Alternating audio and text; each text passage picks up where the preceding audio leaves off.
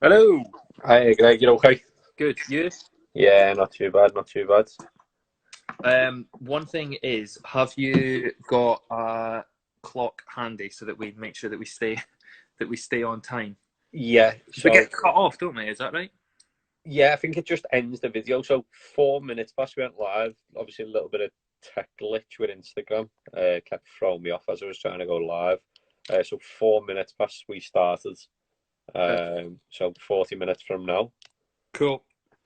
Um, so I guess just to introduce what we're about to do, for those of you that don't know, Sam is an avid Liverpool. I don't know how anybody could not know that you're an avid Liverpool fan, season ticket holder, and I'm a big Manchester United fan. So Sam and I go back quite a way from knowing each other through work. And we decided to get together and chat about our respective teams and come up with the our least dislikes, as we're calling it, least dislike to live in of the opposing team. But it's important to stress that this is from our lifetime. So I'm 28. You are 27. So okay. Sorry. George Best does not make the cut. I've not been able to pick Kenny Dalglish. Um, so yeah. I suppose the best place to start, Sam, is how did you come to be such a big Liverpool fan? Um, it's in my family, to be honest. My dad's a massive Red. He started taking me to game as young as I can remember. Really, I've got a lot of vivid memories of going to game in the '90s. My dad started taking me, so I think that would have been late '90s. It would have been about five, six, seven, maybe. Fair It was enough. quite Tickets were quite easily accessible in the '90s, so we actually used to go as a family. Me, my dad, my stepmom, my stepbrother, and we were there every week, sitting in different stands around the ground. Obviously, as we moved into the 2000s, tickets became a little bit harder to get your hands on. So I did mainly cup finals, big game, man, in the early 2000s, and then sort of late Could, 2000s could once could it. have been many of those to go to in the 2000s. Well, we done five trophies in one calendar year in 2001, so Good no, we knowledge. done well Good done well knowledge. in the with cup finals. And then sort of when I became about 14, 15, 16, I started taking myself off the match, and then obviously travelling away to watch Liverpool as well as in Europe here and there. Bro, so I said you. Are you? I just always assumed you're a season ticket holder. You're not. Do you just No, pick I've up got a tickets season. if Yeah, you I've got see a them? Yeah, season ticket at the moment. Yeah, yeah. correct. Yeah. Perfect. And Perfect. yourself with United? It was Obviously, a lot slightly of different. Manchester accent. I Yeah, got. yeah, yeah. The classic Manchester United accent. No, so I guess mine was slightly different. I was a little bit later in terms of getting into football in a big way, in the sense that I would have probably been about 7 or 8 years old at the point that I started taking an interest in watching football. And I think as much as anything, it came from the fact that I when I was growing up, we didn't have Sky at home. So I was pretty much restricted to watching Champions League on a Tuesday night on ITV, because ITV always used to have one of the group stage matches and so Yeah. on. And invariably it was Man United that were on.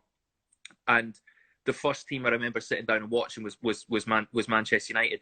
And for me, it was David Beckham instantly became the idol. That's who whenever I was playing on the pitch, that's who I wanted to play like. I wanted to grow curtains, blonde curtains, and the Beckham's 90s look. Um, and it just sort of went from there. My dad took me to see them for the first time. It would have been about it would have been 2003, so what, 17 years ago, I think, was the first time that I went. So I would have been about 11, something like that, when I went for the first time. And then it was really just trying to get there as much as I could. And then obviously once I reached sort of 16, 17, and I was able to sort of independently go myself, I was able to go much, much more and see them, and just travel down, mega bus it down, mega bus it back. And I'm probably at this point now, I'm probably seeing them more often than I ever have. I drive up, normally go up to the midweek games, to see them. So yeah, that's really where it came from. It was the first team that I watched, and just never sort of changed my opinion on them.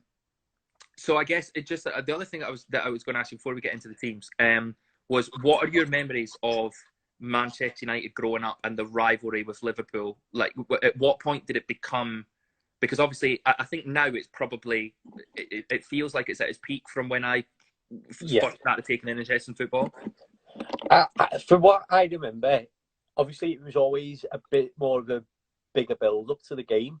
I think I remember. Well, I don't remember. I remember being told about a game where I was in the Upper Anfield Road and there was objects getting thrown down onto the Lower Anfield Road.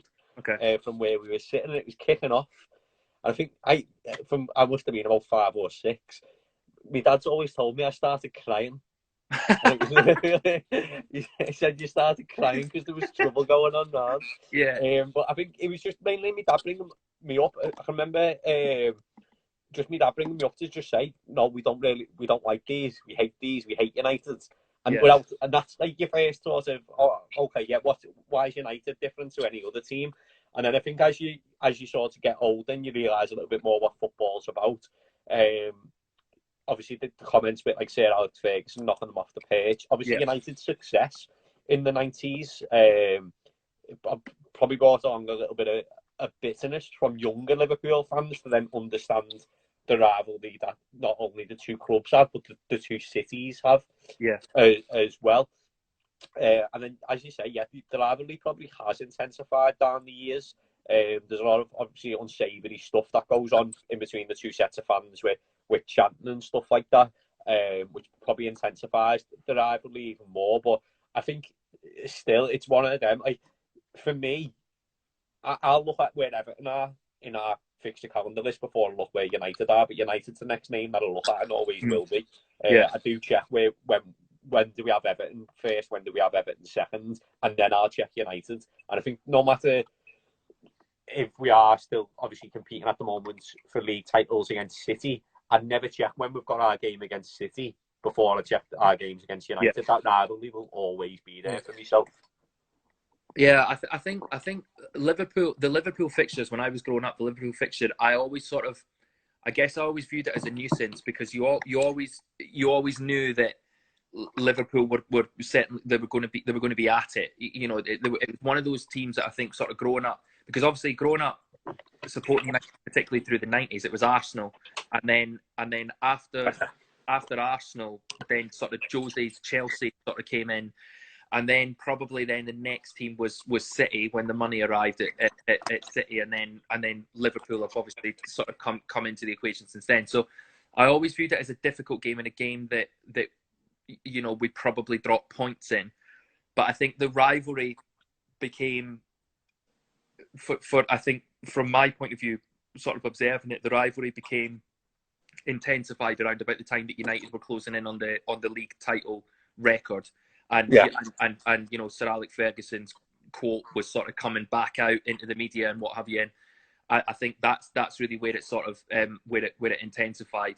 And then obviously there has been a swap in places in terms of over the past few years. You know, I think also important to say that in that time, Liverpool probably haven't won as much as what they would have liked to have won in that time in terms of, because United there's still been a slight trickle of trophies coming into United, not major trophies, but the odd FA Cup here and there, the odd League Cup, Europa League, obviously. But yeah, I kind of feel like the two teams are at a point now where Liverpool could potentially go on and dominate for a while, and United have a big summer coming up this summer to try and sort of, I mean, I say close the gap, but almost just keep Liverpool at the distance that they're at the minute, and then potentially move forward to try and close the gap. So I think, but I definitely feel like it's much more intense now than it has been for a while. I think even at the moment, I think one thing that you've just said there about is as you were coming up towards that 19th title, that the rivalry intensified. I think at the moment, I think in Manchester United fans' heads, we've got the opportunity to eclipse you now in terms of not just obviously in terms of not trophies, but in terms of because we're already ahead. But in terms of league He's not won it titles, yet. in terms of league titles, yeah, like we could win our 19th this year, and then we could dominate in terms of the team that we've got and the backing that we've got, because we are stronger now in places right across the park. I know Liverpool have, like, growing up, sometimes being told Liverpool are a one-man team that we solely rested on Steven Gerrard, and then we had bit part players around them. Before then, we got the likes of a Torres. But I think now we're just strong all over the park. So it could just be as players maybe are coming to a slightly older age. You look at the age now of Mane, Firmino and Salah, they're probably in the peak 2-3 years down the line. Yep. You probably want someone in young who's going to keep them on the toes before eventually them being phased out. I think what will be interesting next season, because obviously it's you know how fickle football fans are, but you know last season it was, you know, City, the greatest Premier League team ever.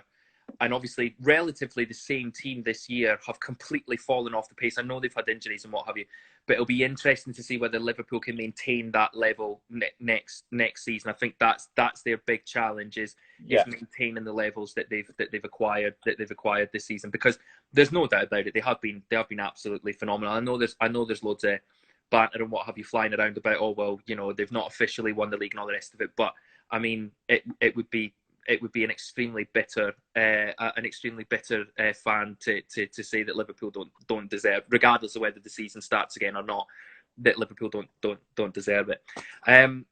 So I'm just wary of time, so we'll get cracking into these teams. Do you want to start? Do you want to give? Yeah, so I go for your favourite Man United team. Yeah. So I thought about this. This is players that I've seen, or not so much in my lifetime, because when it got down to in my lifetime, I think I was 3 when Steve Bruce stopped playing for you. So I know obviously he was a classic centre back for you. So I've mainly done from what I can remember as well. So that probably brings me into nicely of actually who's my goalkeeper. I don't think there's any doubt at all of who the best goalkeeper is in Premier League history, in Peter Schmeichel. However, I was 7 when Peter Schmeichel left United, and my memories of him, and I haven't got, well, I wouldn't say my memories of him aren't great, like I remember him as a bad player. The only game I can actually remember watching Peter Schmeichel in is obviously the 99 Cup final. So I've actually goalkeeper, I've gone for Edwin van der Sar. Okay. Reason I've gone for Van der Sar is obviously I know that you've had a lot of trouble replacing Schmeichel. There was obviously Carroll, Howard, Barthez obviously as the initial replacement, but from what I remember of Edwin van der Sar, he was just like an absolute colossus in goal. He was like some big daddy long legs, and his reach was just absolutely phenomenal. Obviously yourself, you might think De Gea would be the natural choice, but I think for what Van der Sar has probably won more trophies at United than De Gea has. I think he probably would have, yeah. And I think De Gea over the last couple of years has come a little bit mistake prone, or just maybe that he hasn't actually got someone just you might say he's got a decent number 2 in Romero, but someone actually keeping him on his toes. He has become a little bit prone to error. So for me, I went for goalkeeper Edwin van der Sar. Yeah, no, I mean, to be honest with you, I think if you were making a decision, it would obviously Schmeichel, Van der Sar, De Gea are the 3 that are going to come in that conversation. With my one, I went for De Gea. The reason that I went for De Gea is purely because I think, you know, it has been bad since Ferguson left in terms of performances on the pitch and league positions. But I look back, particularly the first sort of 3 or 4 years after Ferguson left. And if De Gea hadn't been in between the sticks, I reckon we're mid-table at best. You know, the amount of points that he saved us over the course of a season, I think that is probably why he's getting a little bit more leeway at the minute in terms of the errors that he's making. I do actually think Romero is potentially the best second goalkeeper in the league. That's maybe slightly controversial, but I think he is potentially, or if he's not the best, he's up there with one of the best second goalkeepers in the league. I think there's also the Dean Henderson's looming next season as well, whether United bring him back and what if he's got a new contract now. But I just, in terms of, and I think as well, I saw Van der Sar play live, and I saw De Gea play live, but I think De Gea has, his ratio of shots that he's had to save, I think, in his United career, I think he's been unbelievable. But I also respect Van der Sar was a brilliant, and I think Van der Sar only cost about $3 million. Yeah, it wasn't an easy decision because it literally, obviously, as I said before, there was no doubt Schmeichel's probably the best keeper in your history. So I'm the same as you, though. I only really have maybe one season's worth of memories of Schmeichel, and he was unbelievable. But he left the club in slightly acrimonious sort of circumstances as well, where it was that he was retiring and then he ended up at City, and yeah. Yes, it was weird one of them going to City, wasn't it? Yeah. So yeah, Edwin van der Sar is my goalkeeper. I've gone for a 4-4-2 as well. Yeah. Should have mentioned, I think that was the easiest way to look at United over the years. Right back sort of picks itself, Gary Neville. Yeah. Thanks there. Yeah, don't think we much need on that, Gary Neville, that right back. Two centre halves, so not an actual centre half pairing that ever played for United. So I've gone for Rio Ferdinand and Jaap Stam. Rio Ferdinand, obviously, a great centre half, broke the record 4 years, played 4 years for many years. Now, you might think, why didn't I go for Vidic? Now, this is just obviously what I've got memories of, and Vidic undoubtedly was a great centre half 4 years and might go down as one of United's all-time greatest defenders, but he never played well against us. So I'm not really. When I think of Vidic, I don't think of him making a great interception or a great tackle. I'm thinking of him just losing pace to Fernando Torres, and it's all I've got in my head. So I went for Jaap Stam. Jaap Stam was an absolute colossus. I can remember Jaap Stam for a couple of years, and remember rightly, Ferguson said it was sort of like one of his biggest mistakes. Yeah, he said it's his biggest mistake selling him. Yeah. Yeah. So obviously that speaks volumes. Yeah, he was an absolute. He was a great player, Jaap Stam. So yeah, then two at centre half. Now left back was it was quite difficult because I think you have actually, compared to ourselves, certainly not in recent years, but left back for United, I think you have been quite blessed at left back. Yeah. Ashley Young's obviously fitted in and done a job for you over the years. I'm trying to think of the two that I'm going to bring to the forefront, but Gabriel Hines was a decent, wasn't a bad fill-in at left back as well. I know we were actually linked with Gabriel Hines just shortly after Istanbul. And I thought, was there not talk that you were going to sign him directly from United? Yes, and that was just after Istanbul. Yeah. And I remember thinking, what, if we sign him, that'd be a pretty good signing. So that sort of left two for me. Firstly being Dennis Irwin. Yeah. Secondly being Patrice Evra. And I looked back over the two and I thought, well, Patrice Evra's qualities were obviously getting forwards, attacking fullback. And then I looked at Irwin, and although Ashley Cole is considered the first attacking fullback, I think it was actually Dennis Irwin. Yeah. Dennis Irwin's goals are better than Ashley Young's, and he's only slightly behind Ashley Cole's, and he's only slightly behind on assists. And I think in terms of a full-back pairing, Neville and Irwin were possibly one of the greatest full-back pairings that the Premier League's ever had. Yeah. Fergie said Dennis Irwin was his best ever signing, pound for pound. I remember that Carragher actually saying that on a Monday Night Football, trying to do a combined United and Liverpool 11 from the Premier League era. So I went for Irwin, although I know that potentially might be controversial because I know Everett was obviously absolutely outstanding for you as well. Yeah, no, well, in terms of, Rio's in mine. The other centre-back I would have had Vidic, just purely for, I understand your reasons for it. I think just purely for longevity, and that pairing, him and Rio, were just in the most part, were unbelievable. And then the left back, I had Dennis Irwin. I think one of the most underrated players. And one of those, because I think obviously he was in a team of superstars, and I think probably some of the names you'll hear in your team as you go forward. He was in a team full of superstars, but I think his goal ratio obviously is good, because I think he took penalties for us, yeah, and he took the odd free kick if he could get it off of David Beckham, but he certainly took penalties. But yeah, I think, like you say, Sir Alex Ferguson's spoken incredibly highly of him. Roy Keane as well. I think on Monday Night Football recently said something about the fact that he was one of the best players he'd ever played with. So yeah, I would have had Irwin in there as well. So no real complaints there. No. Right midfield. Now, I know he will feature in yours somewhere, but I don't know where. So right midfield, I've gone for Cristiano Ronaldo. Okay. Ronaldo is in mine. He's not in right midfield, though. That's what I thought. I know he's going to be at right midfield for you. Yeah. Probably already mentioned them before. Let me just open the light a little bit more. Yeah, so I've gone for Cristiano Ronaldo at right midfield. Yeah. Explains itself clearly. To talk about there. I mean, I think the only, obviously he pretty much the majority of his career at United he was playing right midfield. It's probably I've stuck him up top, but yeah, but yeah, he was largely sort of. I think it was only sort of towards the end of his United. I think the last game he played for United was in Rome in the Champions League final, when we were beaten by that unbelievable Barcelona team.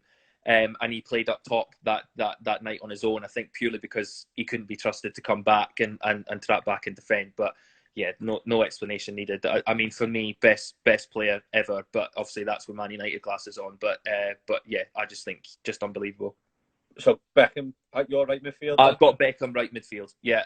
I thought with the versatility of Cristiano Ronaldo getting away with putting him up top, I feel Beckham, his consistency in terms of crossing and what have you, I think, the closest that I've seen to it since is probably actually Trent Alexander-Arnold.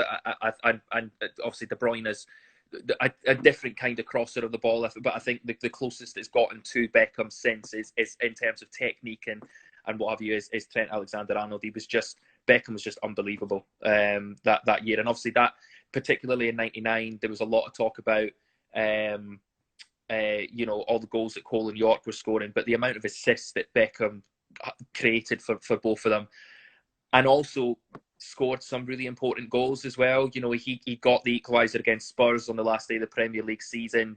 When we needed to beat them to win the league, he scored the first goal against Arsenal in the FA Cup semi-final replay. That obviously Giggs stole the headlines for that, but people forget, and it was a brilliant goal as well.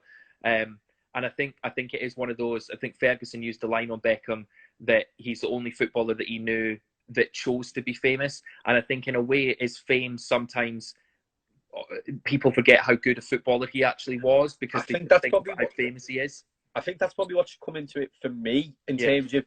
I've just had a look there, just briefly, of when Beckham actually left United, and that was 2003. So I was 11 when I left United, when he left them. So I can't remember them, but I think it probably is just the fame that gets in the way, that I can't remember his performances for United. Yeah. And then, as you just said, the versatility of Ronaldo's probably why you've stuck him up top. But for me, it was one or the other. What I would say is, if I was sort of told you can't have Ronaldo up top, I would have Ronaldo in ahead of Beckham. I don't think that you can have any complaints about that. I think I've just sort of tried to bend the rules a little bit to get them both in. So midfield pairing, Paul Scholes. Yeah. Don't have to explain that. And I think there's only can be one other alongside Paul Scholes, and I've actually put him down as my captain. He's probably my favourite ever Manchester United player, Roy Keane. Yeah, no complaints. No complaints. If there was one player I would have liked to see playing for Liverpool, it was Roy Keane. He was brilliant. Yeah. I just the memories of watching Arsenal versus Manchester United and Vieira and Keane lining up alongside each other, and you just know it's going to be absolute war when they get onto the pitch. I'm gutted we never signed Roy Keane. I'm sure he had had a trial or was in Liverpool were interested in signing him, and then he went to United. But yeah, he's brilliant, brilliant character as well. I've read his second book. I think his first book's all actually about United, so I read his second book. Yeah, when he's left United and gone into management. I'll give the first to read. But no, as a footballer, he was brilliant. I think in terms of the similar style to Gerrard, I think when players walked out onto the pitch and they seen Roy Keane, they knew they were in for the game. Yeah. No, I completely, and he's in mine as well. I think that, and I may be wrong here, but I can't recall ever reading that Roy Keane was a boyhood Man United fan. I'm not sure whether he was or not, but I don't think he was. And the fact that he signed for the club and he played as if he bled the club, I think it's just testament to what an unbelievable player he was.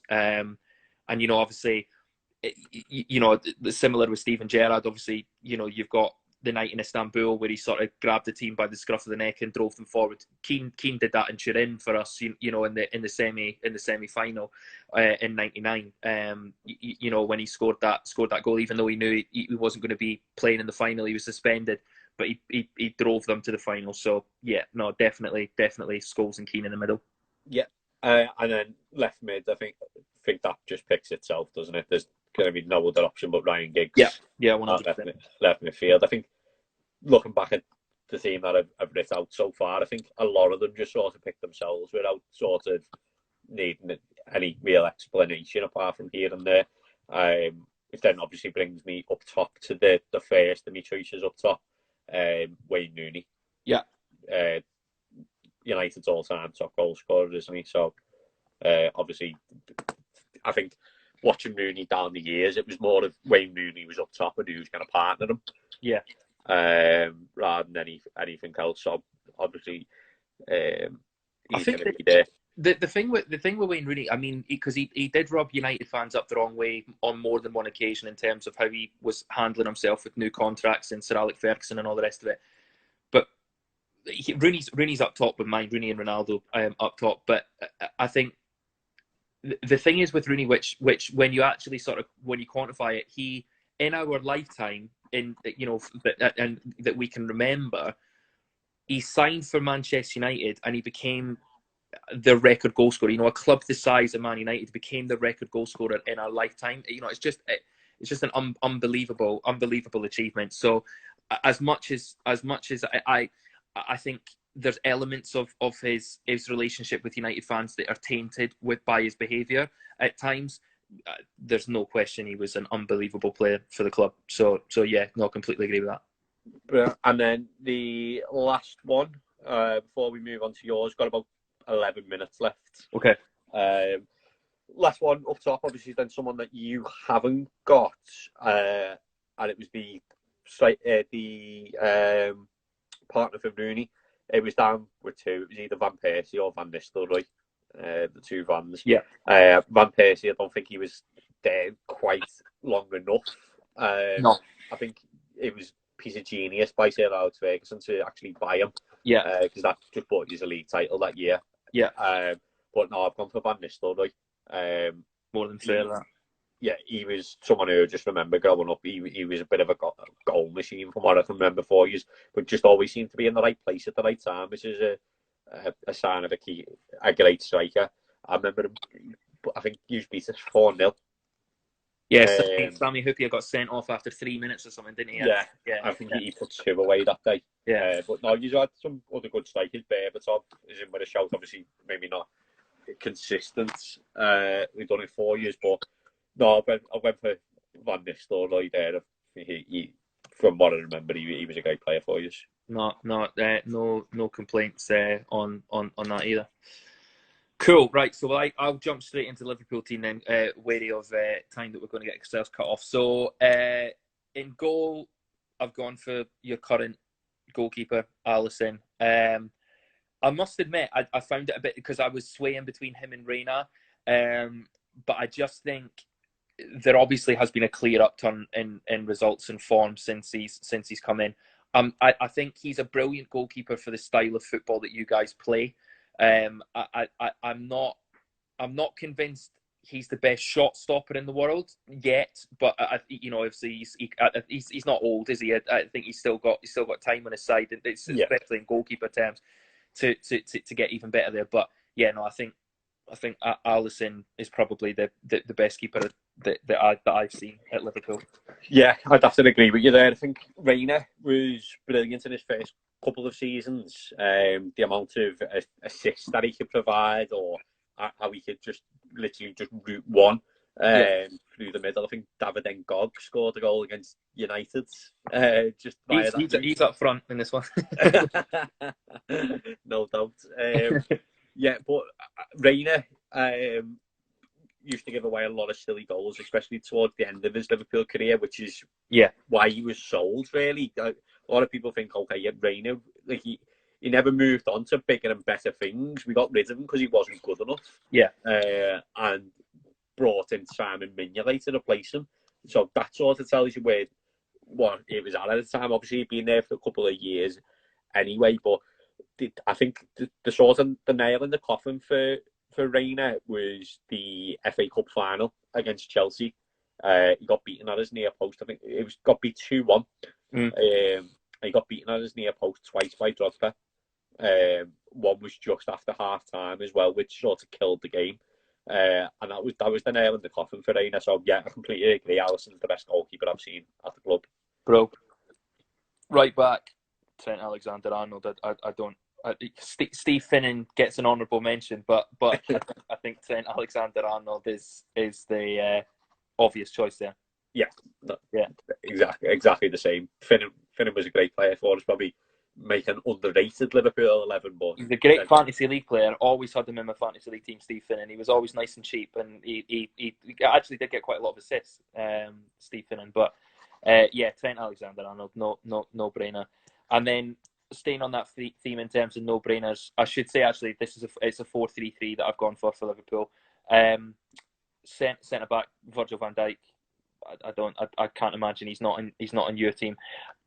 The only thing I would say about Virgil van Dijk is that my first experience of actually seeing him, I've seen him play for Liverpool since, but my first experience of seeing him was actually up in Glasgow at Celtic Park. A good friend of mine back home's a Celtic season ticket holder, and he had a spare ticket. Asked me if I wanted to go along. I think they were playing Falkirk, and Van Dijk was there, and I just remember sitting watching it and just thinking, he's absolutely unbelievable. He was just like a Rolls Royce, he was at walking pace, and it was, with all respect to Falkirk, it was clear he was just a million miles ahead. Even then, he was a million miles ahead of that level of opposition. He was just absolutely brilliant, and I remember coming away from the stadium, and that's all I was talking about in the car home. Is he's hoping that United would spot him, and that's the only thing that I think I struggled to understand is why a big club, again with all due respect to Southampton, why a big club didn't take a risk on him directly from Celtic, because that club could be in a very, very good place now. I think since he's come into us, almost immediately, he's went 2 gears above what he was ever at Southampton. Yeah, I can't remember, straight away at us, he didn't need no time to settle, but he was almost straight away playing better than he ever played before in his life. It was like we knew we were getting a good player, and obviously people thought, okay, the transfer value was obviously massive, and questioned the transfer value of it. But straight away he came in. He's eclipsed his price tag. If anything, we probably underpaid them for the player that we've got. Yeah, no, definitely. So he's in. Centre back partner, I've gone for Mr. Carragher at centre back with him. I just think my outstanding memory of Jamie Carragher was Istanbul. I know Gerrard took all the plaudits that night, but I remember, I'm sure it was in extra time, he went down, he made a last ditch clearance, and then he went down with cramp, and he was treated for about 2 or 3 minutes on the pitch for cramp, got back up and did exactly the same thing again, and went back down with cramp again. He was just unbelievable that night. So no, a club legend. I think him alongside Van Dijk would be quite Brilliant partnership. In Istanbul, I think, have you ever watched the trophy lift again? Just after the trophy lift and like the all like the little red paper mache bits that they've thrown up or whatever it is. If you actually see it when it zooms out, Carragher's standing at the back because he's got cramp again and he's holding on to the thing. So the rest of the team are at the front celebrating and Carragher's at the back with cramp again. He was just incredible that night. He was, and I understand why Gerrard took the plaudits, but unbelievable. So is he in yours as well? Yeah, you've got the exact same. We've got an exact same team so far. I think we might break here at left back. I've gone for John Arisa. Okay. The reason being is I know the obvious choice would be Andy Robertson, but I feel he's had 1 year. Well, I know this is his second year. He's had 1 year at Liverpool. His first year was terrific, and he was on par with Trent Alexander-Arnold. I just feel that this year Alexander-Arnold has accelerated past him, and I just don't feel that Robertson is, particularly in attacking sense, is offering quite as much as what he was last season. Now, if we're having this conversation a year from now, I'd maybe change my mind and say, yeah, Robertson probably gets in now. But I didn't realise Risa played almost 300 games for Liverpool. He was at Liverpool for absolutely years, John Arisa. And I can see why you've gone for him. I've gone for Robbo. Yeah. Over Risa. I think that's just more due to the latter years with Risa. I think he peaked very, very young. Obviously, you'll probably remember that free kick that he took. That's the thing that's prevalent in my mind as well. I think John Arisa peaked very, very young in his career, and then only just got worse as he got older. And I think obviously the thing back now when I think of Risa, aside from that free kick, was the own goal that he scored against Chelsea. Yeah, in the Champions League, wasn't it? It was a late on goal, wasn't it? Late on goal, which killed us in the tie. So no, Risa was a great player for us for many years. I just think for what we've seen, I think we've sort of missed a right back for a long time. Sorry, left back obviously, and I think Robbo's being spot on. Maybe not. Oh God, turn me camera around there. Maybe not as good this year as he was last year, but yeah, certainly there. Just conscious, we've got 3 minutes left. Yeah. So let me rattle through then. I think 2 in the centre midfield that you'll probably have: Steven Gerrard, who I have as captain, and Xabi Alonso. Yeah, got them in. Yeah. The third one that I've got, which you may disagree with, because I think he did leave on slightly acrimonious ground, was Philip Coutinho. I've got him in as well. Do you? Okay. Okay. Yeah. So I there are 2 Liverpool players when I was thinking about this that I would have loved United to have signed, and when I say that, I mean it because obviously they have brilliant footballers within there. But in terms of that, I felt that at that moment in time when they were playing for Liverpool, they could have added something to United and elevated them to another level completely. And I think Coutinho is one of those. I always loved watching him play. Some of the goals he scored was unbelievable. Obviously, he continued doing it to us when he was obviously at Barca in the Champions League last season. An unbelievable goal at the Nou Camp. So it's interesting actually. I didn't think he would go with Coutinho, but that's my midfield 3. I was going to go with Hendo, but went with Coutinho. Okay. Yeah.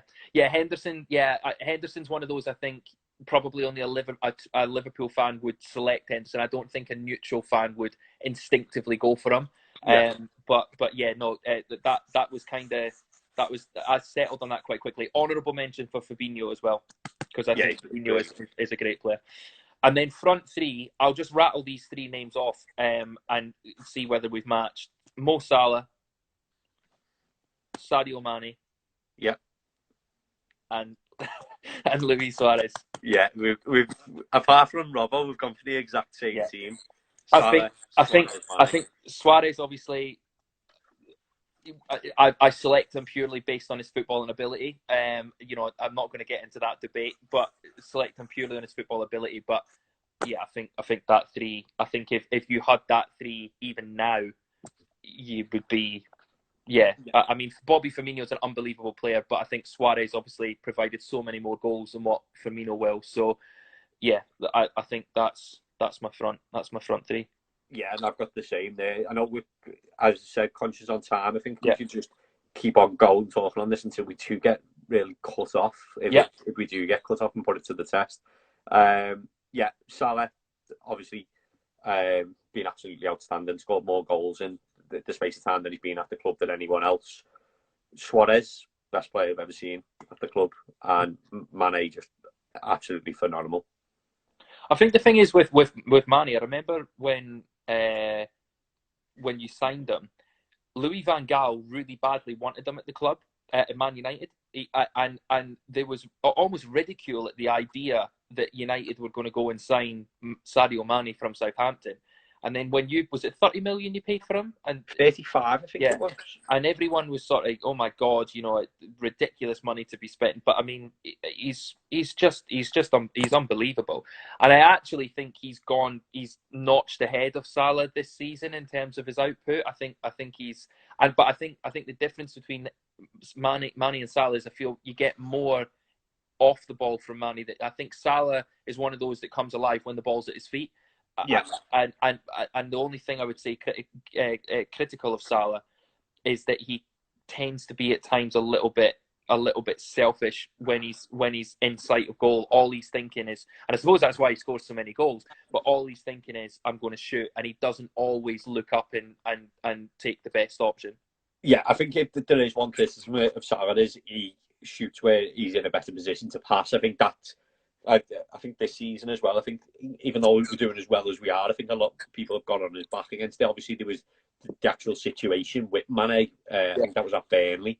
Yeah, when Mane flipped out. Yeah, he stormed off the pitch after getting substituted. Yeah. Not because he'd been substituted, obviously because just prior to that, Salah could have given the ball for him to score a goal and choose to shoot. But I think that in terms of the two, I think Salah doesn't pass, but Mane can pass. Sometimes, don't get me wrong, he'll feed a great ball through, but if you actually watch Mane's passing isn't the best at all. Right. He can be very wasteful with his passes, either over hitting or under hitting passes. Just the weight of his passes isn't quite there. But still, he's an absolute phenomenal player, and certainly if we're going 4-3-3, he is certainly on the left. Yeah. Up top left wing and I think them three together, as you say, even now with them three together, no doubt we've already won a league by now. Yeah, I think the only other one that I would mention, honourable mention, would be Fernando Torres. And he is I've mentioned earlier. There's two sort of players that I sort of thought I would have at United. Coutinho and Torres were the two players. Torres, I just thought was just a phenomenal striker. Up until obviously he went to Chelsea, and then it was quite sad sort of to see him. He just looked a completely different Lost. Yeah. He just seemed to lose all confidence in himself. But he was just a phenomenal, and he was one when you signed him from Atletico. He was heavily linked with United at the time as well, and I was really hoping that we would pull that signing off. And he certainly didn't disappoint when he went to Anfield. He was incredible. I think if I didn't have Suarez written down, it'd probably be a shout for Fowler, and if not Fowler, it'd be Fernando Torres. Yeah. He just there was that season or two where him and Gerrard were almost telepathic. Yeah. Between them, they were just absolutely brilliant.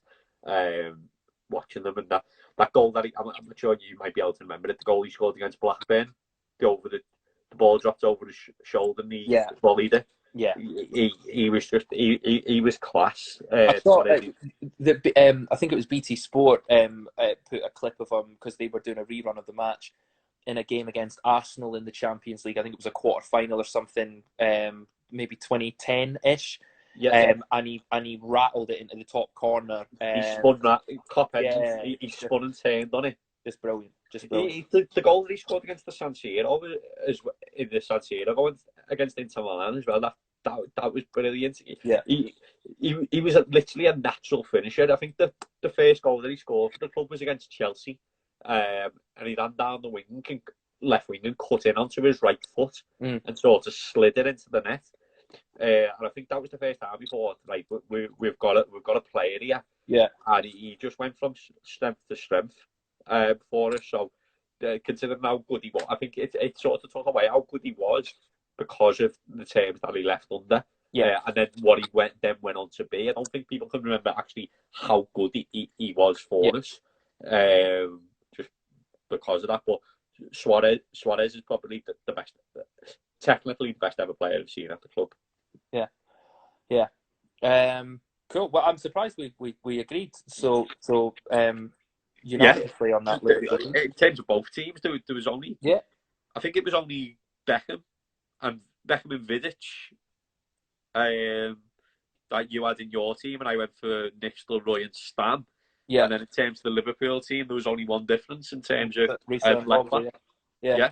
And I mean, to be honest with you, the two that you had, and well, I don't know what you think about the one that I had, but the two that you had, I would have accepted in my team as well, to be honest with you. Yeah, and I think if I wouldn't put Robbo in, it'd be certainly Risa in next rather than Paul Konchesky. Not Moreno, no. No, not Moreno. You know what it was actually doing? Because our next one that we've decided on doing is obviously wastes. Yeah. Players. Our favourite. Yeah, our favourite. I didn't even when actually thinking of my worst Liverpool 11. I didn't actually think of Alvin Moreno at left back. Give me food for thought there. So yeah, the next one is our favourites. Yeah. Manchester United and Liverpool 11, but at least 25 games for the club. At least 25 games, yeah. Yeah, so no Jemba. Which is a tragedy, really. Yeah. Thank you. I've enjoyed doing it. Cool. Yeah, we will reconvene. When are we doing it? Next week? Yeah, we'll have a chat to how the first episode goes down of our podcast, and then decide when the second one. Spot on. Cool. Yeah, cheers, mate. Cheers, Greg. See you soon. Ta-ra.